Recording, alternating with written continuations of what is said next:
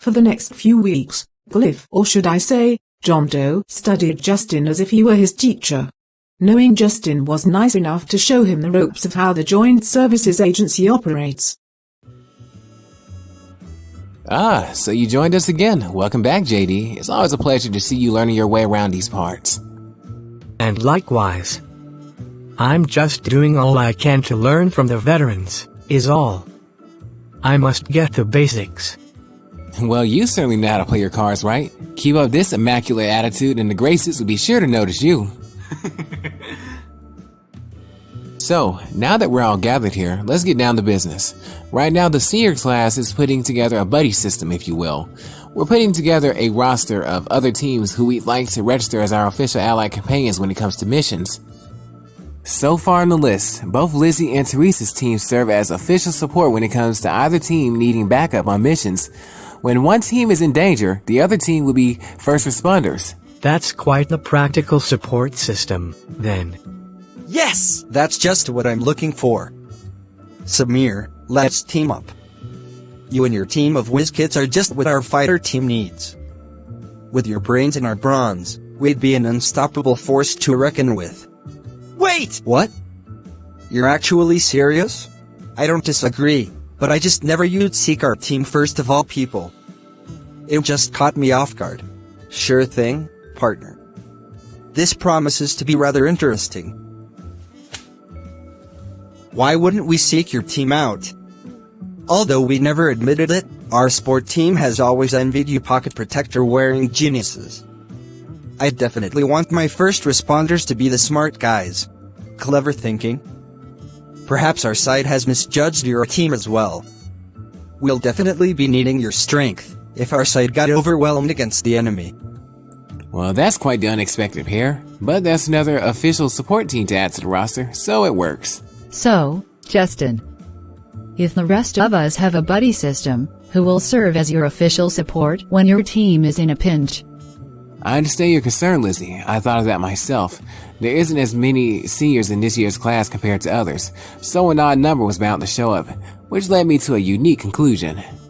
That's why I've officially registered JD's team as the official support for my team. Although he's fairly new, JD has been shooting up the ranks faster than any of us, so I would like an exceptional prodigy as my team support. But, doesn't that seem a bit strange to you? Something like this has never happened before. The possibility of a new recruit ranking up this fast is just strange in my opinion. The higher-ups are all just shrugging their shoulders. I know exactly how you feel, Lizzie, but you gotta admit, this kid's got some experience and raw talent. Plus, he's been absorbing all the knowledge from this place like a sponge. Does that not intrigue you in the slightest?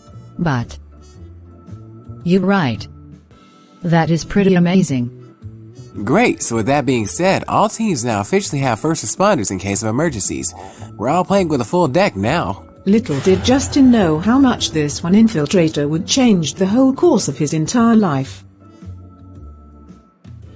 Too easy. Simply, too easy.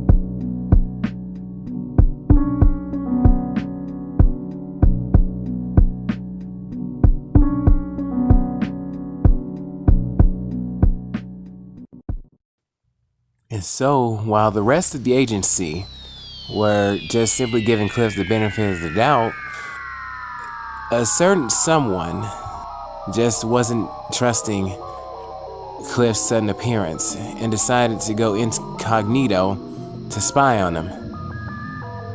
Even though she was still a different new novice to the sort of thing.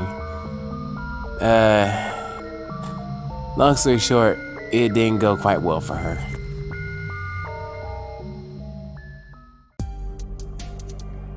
I don't understand.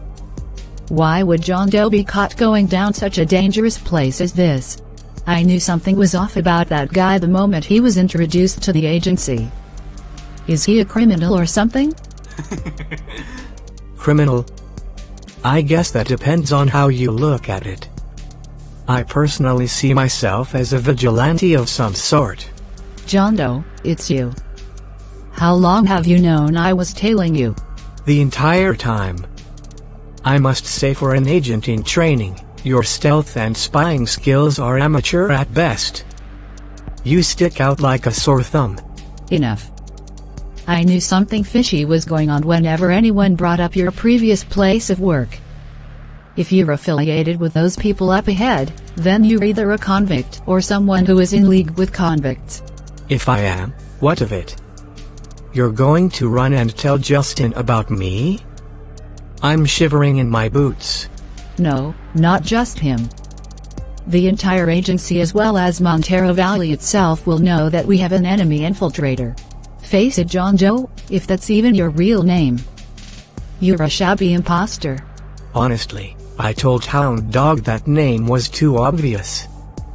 There's only one thing left to do now. Hold on. Just what do you think you're doing? Thea Petra Unleash. What?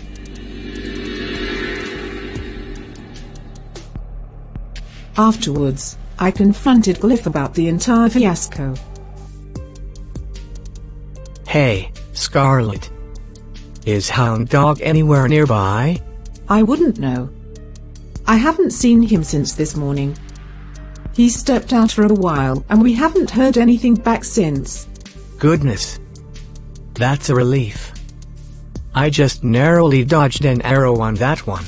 By the way, who is the young lady you were just speaking to outside? A friend of yours from the agency, I assume. Hardly. Just a girl trying to play secret detective in her attempt to expose me.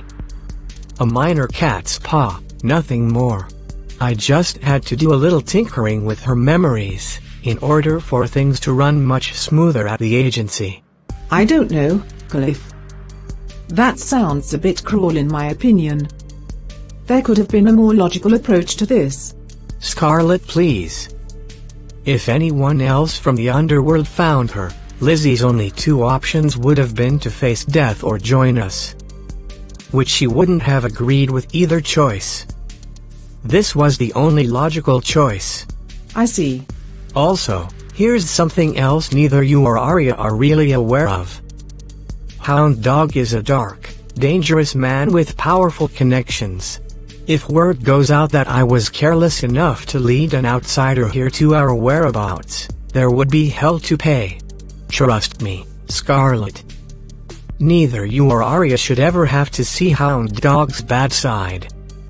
If you do, you and perhaps everyone you care about disappears. Simple as that. Then, let's just leave. We'll be sure to find sanctuary elsewhere. No, not when we're neck-deep involved with the underworld. Hound Dog's retiring soon. I'm just here to play my role as a Boy Scout, until there's a peaceful transition of power with you being the new face of the underworld. Honestly, I can't wait until we pay our debts and right our wrongs here, so we can finally come out of hiding. Just think, Scarlet. It doesn't have to be Avalon. But one day, we will be able to rule a country of our own and the three of us can just live life the way we want. So, please, wait a bit longer. Of course, Kliff. I trust your judgment.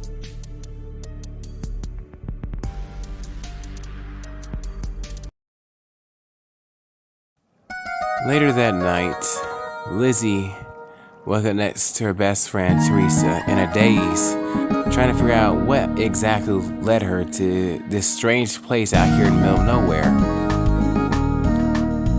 She was trying to put together the pieces, but Teresa just kept reassuring her that, she must have just been stressed out over work and graduation and whatnot. So, she was there just because that's what friends are for. That's so sweet. Meanwhile, Kliff just up and vanished out of the blue. He stopped showing up to the meetings, and people just trying to figure out where he was. We haven't seen him around. However, he started to hang out with a new clique around that time, and started showing up less and less for JSA meetings and just JSA attendance in general. It's like he was joining street gangs and making them work as his useful idiots for some kind of nefarious scheme. In hindsight, this is the point right here where he had to crank his plans up into high gear and hurry up with the manipulations in order to get those daggers and seamlessly make his transition out of the Joint Services Agency. A little hacking, a little deception, a little use of the magical Cleopatra here and there, until, he was able to get his daggers and form his own coalition with these street thugs that he got to go join his team. For a time, all seemed well. They were having a blast, shooting hooky, just being the usual delinquents as they desired to be.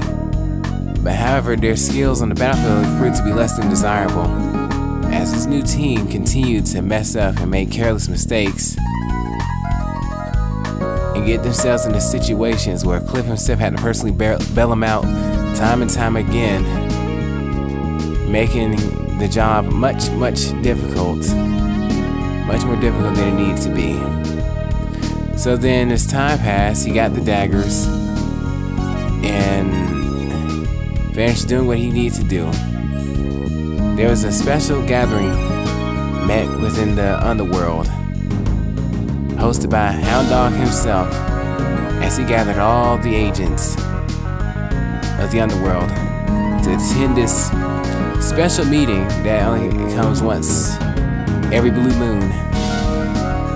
And everyone was wondering what was so important for Hound Dog to host such an impromptu meeting like right now what's going on. Yes. Welcome everyone to our annual assembly. This is your leader, Hound Dog, coming forward with some important updates. In recent times, we have seen many faces come and go from this line of work. However, there's a new group here that's officially earned their places in our organization. Of which I'm happy to leave my position as head of the underworld to her as I hereby retire. Scarlet Azura, would you appear to the stage?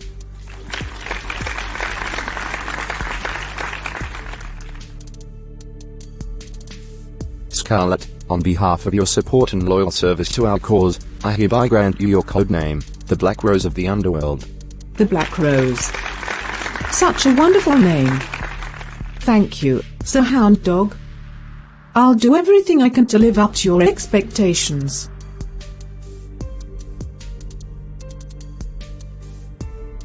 Up next is a very important individual, a blue blood royalty, to be precise.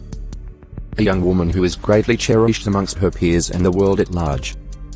Aria von Lionheart, please step forward.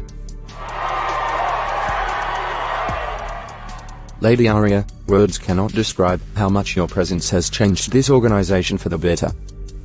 Despite all that you have endured in Avalon, you still remain positive and try to see the good in everything and everyone. I'm glad we had the opportunity to cross paths. With this codename, the White Dove, you'll always have a place here with us. Alternative name, updated. Thank you, Hound Dog, for this life-changing experience.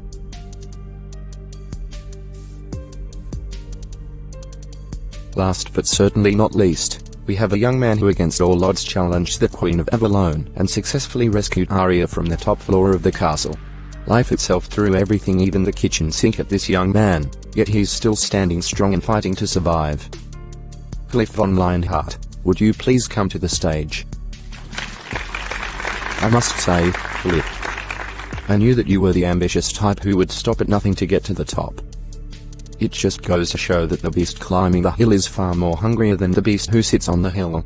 Well, of course. I'm always hungrier for more.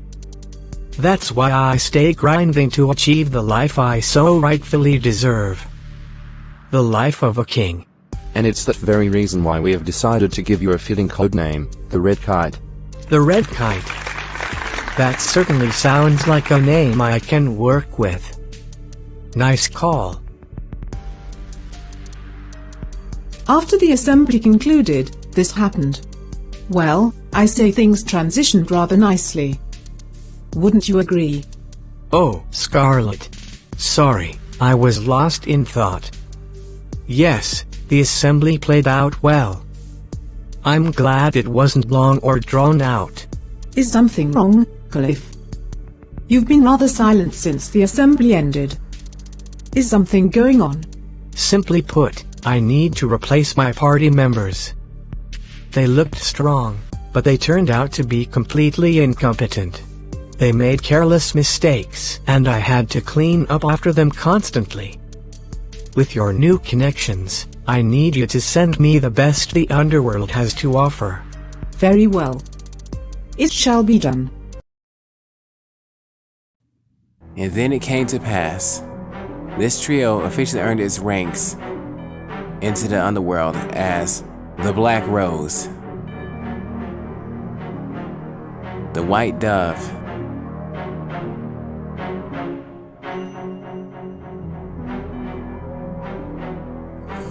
and last but certainly not least, the Red Kite, a vicious bird of prey that stops at nothing to hunt down its defenseless victims. A true messenger of doom from the sky. As promised, Kliff arranged for the two delinquents of Kliff's former team to be dismissed, as Scarlet had to break the news to the hapless duo that Kliff had just simply found bigger and better teammates to work with. And this really hurt them. They were betrayed. They were butthurt. They were sad, those two delinquents. They actually felt like they actually had a place with Kliff and that they could actually make something of themselves. But before they could mourn, they had to have their memories erased. So no one could go around telling other people about the things that they saw in the underworld.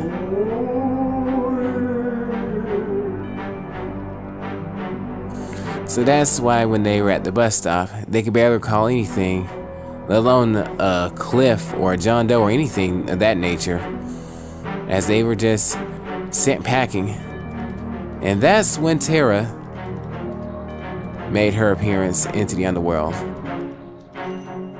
and her associate, Buck Andrews. They promised to be the Three Musketeers upon their inception into the underworld, working with Kliff or the Red Kite. Meanwhile, the other duo was just sent packing out there, wandering out there into the wilderness from whence they came. It was quite tragic. Meanwhile, Scarlet's fame and beauty started to transition throughout the underworld, being the perfect iconic face and model for such a mysterious secret organization that's known by all and feared by all. And she was quite easy on the eyes, just being honest.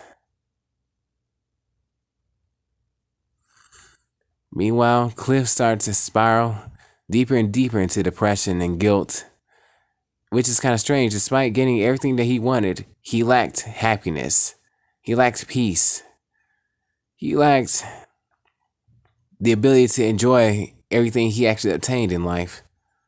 No matter where Kliff went, the mere mention of his name meant villain. Meanwhile, the word hero quake, the terminology hero quake, obviously meant good guy. The good guy that he put to death unlawfully. Whoa, that's crazy. Kliff had genuinely met some very good people within the agency. Justin did everything in his power to make him a part of the team. In return, Kliff just stabs the guy in the back. It's quite unfortunate. But knowing how far gone he already was, that was practically child's play to Kliff. It's actions like this that caused me to see just how evil and selfish humanity really can be at times. However, in hindsight, that was the best Kliff could have offered to both Justin and his old teammates. Really? How's manipulating the system and betraying your comrades service the best a person can offer? It sounds absurd, but look at it from a broader perspective. Kliff brainwashed the agency into getting the daggers, while Justin was supposedly left with a useless item no one wanted. That useless item turned out to be an ancient relic that housed a mythical fairy which granted Justin magical powers in exchange for a physical body via partner synchronization. If you ask me, Justin got the best weapon. As a byproduct of the manipulation, the agency made it next to impossible for Justin's team to move up the ranks by denying his team all the good, high-paying jobs, leading them directly to the only clients desperate enough to grant a mission to even unofficial members. The princess and her retainer clan. Of course, it makes sense. That's why upon closer inspection, Kliff's face was in utter shock and disbelief to learn that Justin and his group was guarding the lost Princess of Eden from the hero slayers. His face contorted with both rage and envy, knowing that it was Justin of all people protecting Violet. So in Kliff's eyes, that was just a karmic dose of poetic justice. Nice. Of course. The regret was real. If Kliff had known in hindsight what giving that book to Justin would have led to, he would have done everything imaginable to ensure Justin never got his hands on such power. So what started out as a curse for Justin turned out to be a massive blessing. Meanwhile, Kliff's short-lived victory turned out to be the start of his greatest tragedy. Finally, that very same person whom Kliff despised so much ended up having the life Kliff always wanted. The life of a renowned noble and guild leader sounds quite promising, if I do say so myself. I appreciate you for telling me all this, Lady Scarlet, but I noticed you being unusually calm about this whole situation. It's as clear as day both you and Arya loves Kliff. However, it seems you've accepted Kliff's death and are okay with talking about his questionable decisions in life. Is everything really okay? Well, not exactly. That's the other reason I agreed to this meeting. Okay. In all honesty, both Arya and I knew of many of the awful things Kliff did in his life. It would only be a matter of time before it all eventually caught up to him, and it did. Even so, the four of us had to mourn his death in silence while the world rejoiced. There's no other feeling like that. There was 4 of you? It was Arya, Buck, Tyra and yours truly who spent days grieving the Red Kite's death. However, Tyra was suffering the most and decided to leave the underworld in order to gain answers. She hasn't been seen since. I see. Despite that, the real reason I agreed to this meeting was to ask for sanctuary. The Queen has returned and she's acquired a new, updated model that resembles Arya, in a jaded, sinister appearance. Hold on, the Queen is back. How? A few nights ago, this happened. Lady Scarlet, something is wrong with my friend. She keeps glitching and acting out of character. Your friend? Are you talking about the android? She's going berserk and I don't know what to do. Please, help her. Lady Scarlet, stay back. There is something hacking my system. My goodness. It's a projection being transmitted from her eyes. After years of searching, I've finally found you, thief. Return Arya to us now. There's nowhere left for you to run. Retribution for your crimes is guaranteed. You may as well surrender peacefully while you're ahead. Kliff, Scarlet, you both are finished now.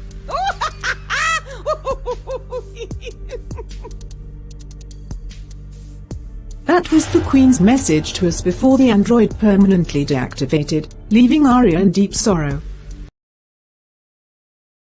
You heard it first here. The Queen of Avalon had finally returned. And this time she was out to take back what was stolen from her. Which in all honesty was actually rescued from her, but hey, she's in the now. She is never wrong. Her judgment is always right. With that shocking revelation, Rick did not hesitate to take both Arya or Scarlet to the place deemed necessary in the safest place he knew possible. That's right, you guessed it. The country of Esteban, where we're stationed. So now we got 2 princesses we need to keep safe. I'm feeling so optimistic. Yay.